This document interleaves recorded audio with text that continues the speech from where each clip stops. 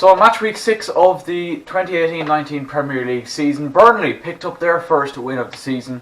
Sir Alex Ferguson was back at Old Trafford following his emergency brain surgery back in May. How would Man United respond to that? And there is only one team outright top of the Premier League table, and that is Liverpool. This is The Verdict, Season 2, Episode 6.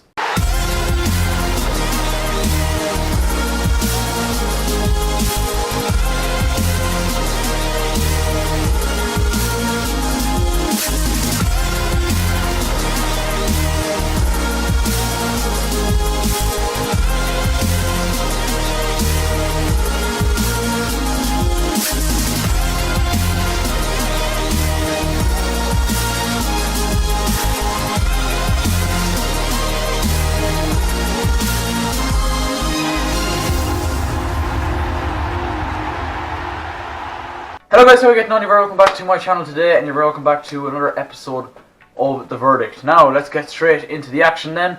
And the weekend kicked off at Craven Cottage, where Fulham kicked off in the early kick-off against Watford. Watford took the lead thanks to a goal from Andre Gray, and dominated proceedings for the rest of the first half. Gray was denied by an excellent block by Alfie Mawson, and at half-time, it looked as though Watford were well on course to bounce back from their 2-1 defeat to Manchester United last week. But it wasn't how it turned out. Alexander Mitrovic was the star of the show in the second half, as Fulham were well deserving of their point in the game. And Mitrovic got in on the end of a cross from Luciano Vietto to nod in or tap in Fulham's equaliser, and that is how it's finished. Fulham getting a draw out of the game, and to be honest, on the balance of play, I would have said Watford dominated the first half, but Fulham had by far the better of things in the second half. So that is how that one finished. Fulham won, Watford won. Now Burnley have their very first win of the new season. Like, incredible, and what a win it was. Bournemouth, I have been given so much praise the last couple of weeks for the way they've been performing, and I feel I was right to do that. But fuck me, they were absolutely destroyed in this game.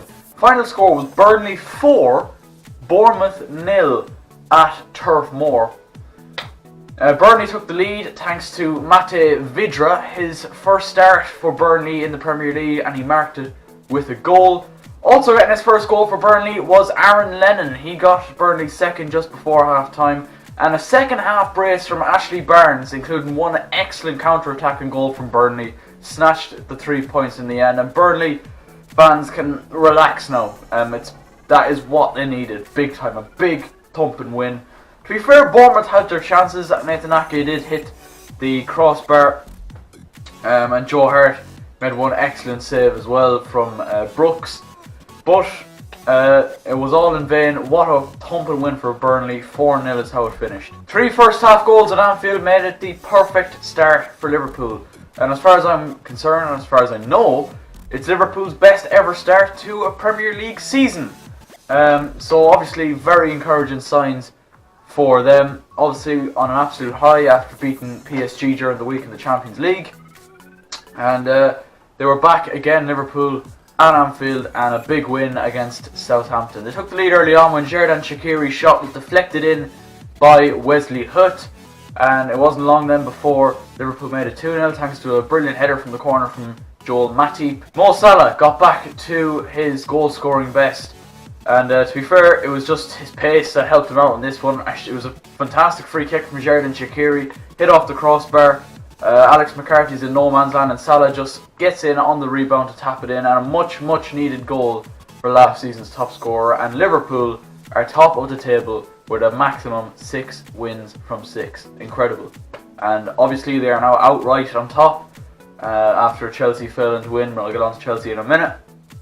But yeah, big win for Liverpool, and they're continuing to show us that they have improved so much under Jurgen Klopp. They're no longer losing or not winning games against teams like Southampton and other teams that they should be winning against. They are finally getting to the stage now where they are being clinical and they're getting the 3 points when they are expected to get it.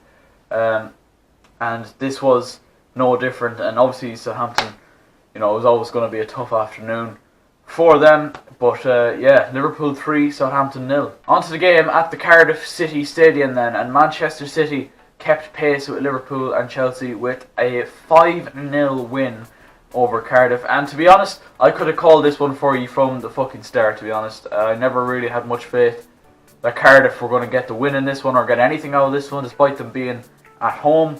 Sergio Aguero gave Manchester City the lead, as he so often does. Bernardo Silva then made it 2 with a lovely little flicked header towards the back post, looped in over Etheridge to make it 2-0 to Manchester City. A lovely, brilliantly worked goal between Sane and Gundogan, ultimately resulting in Gundogan smashing the ball into the top corner and made it 3-0 before half time. And then 2 second half goals, Riyad Mahrez getting his first and then his second, a brilliant second for Manchester City. His first 2 goals for the club since he made their record signing move from Leicester to City. Now, City are still going to be there or thereabouts, and I still have them obviously to win the title, but they're 100% going to be pushed all the way with Liverpool this year. I'm 100% convinced that Liverpool are going to go all the way.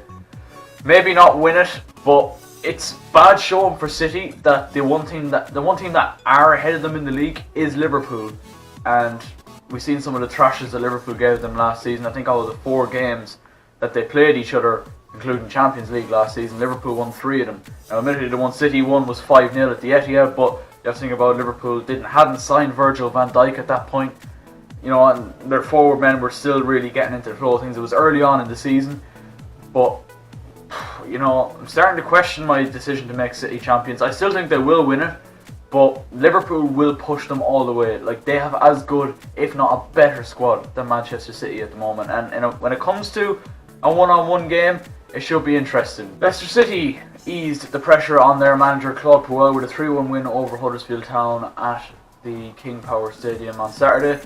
They fell behind though thanks to a goal from Zanka in the 5th minute, but that didn't last too long. A beautifully executed counter-attack from Leicester, ultimately ending up with Jamie Vardy sliding in Kelechi Iheanacho to make it 1-1.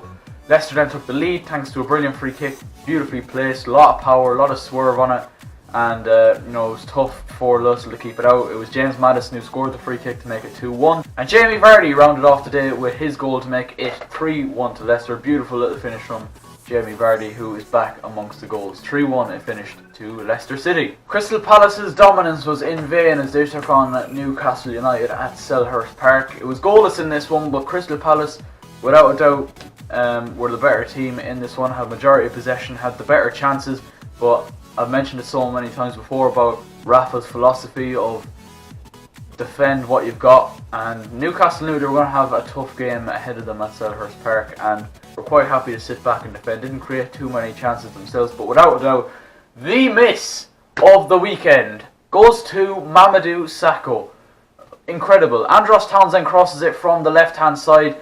The Newcastle goalkeeper Dubravka is in absolute no man's land. He misses the cross, and Sakho, all he has to do is nod it down into an empty net, and he can't manage it. Anyone else on the pitch in that Crystal Palace team, you will have said, yeah, it's got to be a goal.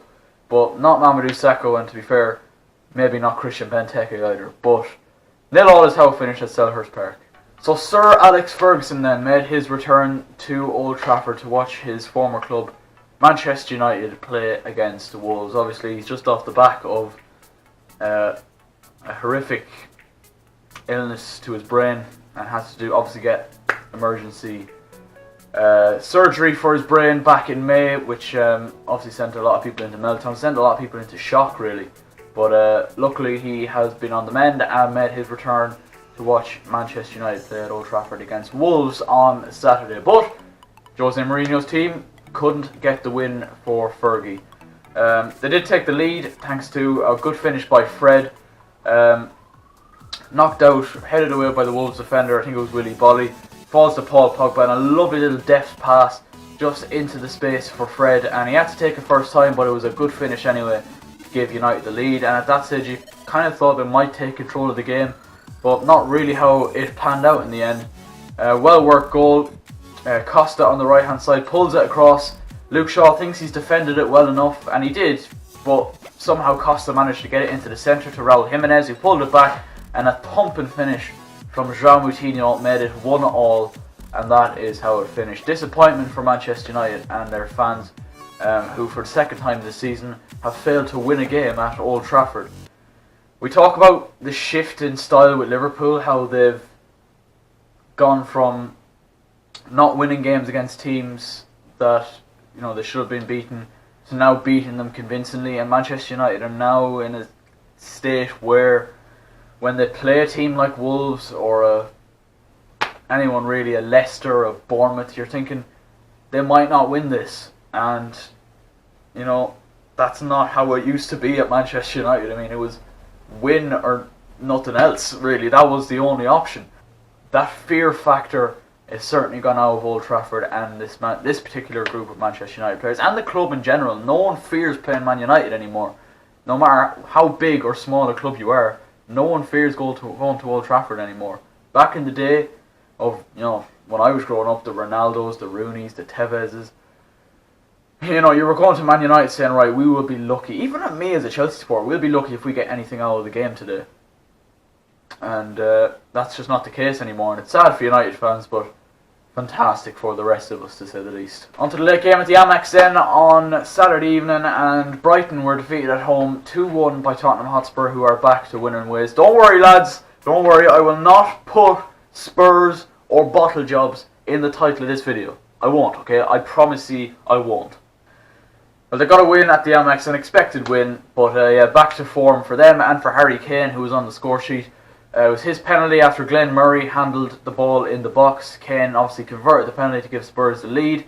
They went 2-0 then, thanks to a goal from Eric Lamela, but a late goal from Anthony Knockaert. He had a couple of chances before that, Knockaert. One very good one in particular when he got away from Alderweireld but couldn't finish past Gazzaniga. But he got the goal to make it 2-1, but it was too little too late for Brighton. Brighton 1, Spurs 2, the final score there. On to the game at the London Stadium then, and Chelsea's 100% record in all competitions this season is gone. We weren't defeated, but we didn't manage to beat West Ham at the London Stadium. And this is the point that I brought up when I was doing my Premier League predictions video at the start of the season. Now, we won't win the league this season. We'll be lucky to make top 4, but we won't win the league this season. And that's mainly because our focus in the transfer window was on getting a goalkeeper to replace Courtois, and obviously Kepa at the Arrizabalaga, he's come in and he's done well. He made a good save from Michael Antonio in the first half, but our focus very much should have been buying a marquee striker, an actual number 9. Now, Giroud contributes a lot for Chelsea, but he's not going to get you 20 goals that, say, a Diego Costa or a Didier Drogba would have got you in the past. And obviously Morata is just shit, but we spent a lot of money on Morata and not being overly convinced when we were buying him. But that's what our focus should have been. We still haven't replaced Diego Costa. If Chelsea had any real sense this summer, they would have gone for someone like maybe an Edinson Cavani or Gonzalo Higuain, someone like that caliber of striker. Mauro Icardi would have been another fantastic option.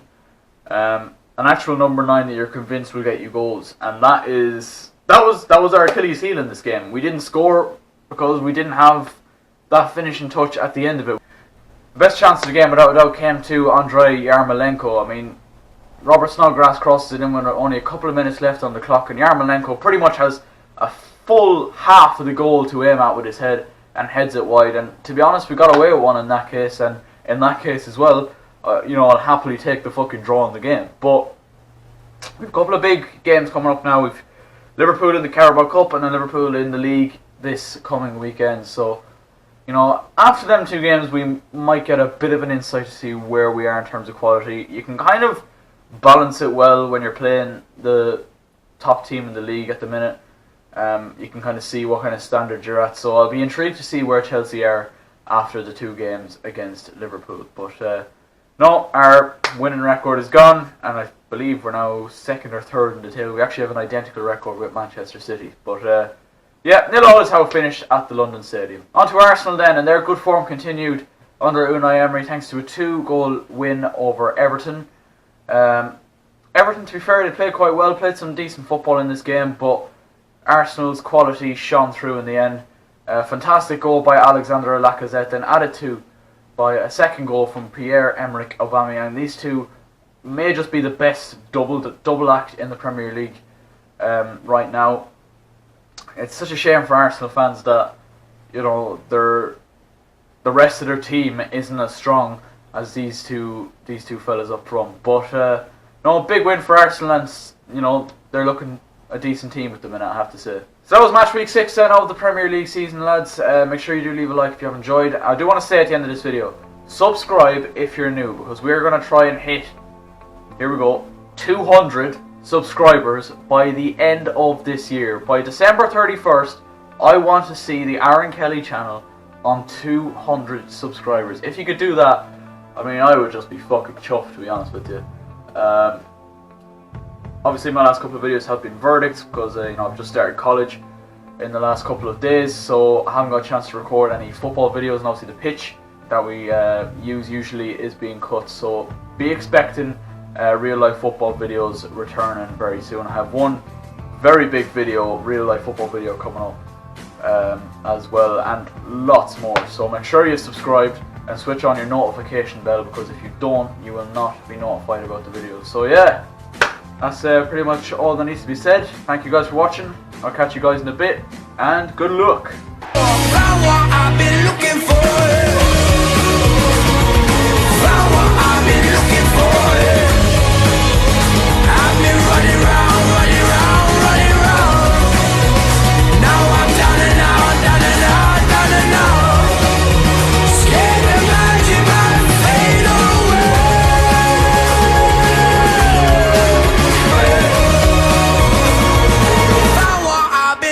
For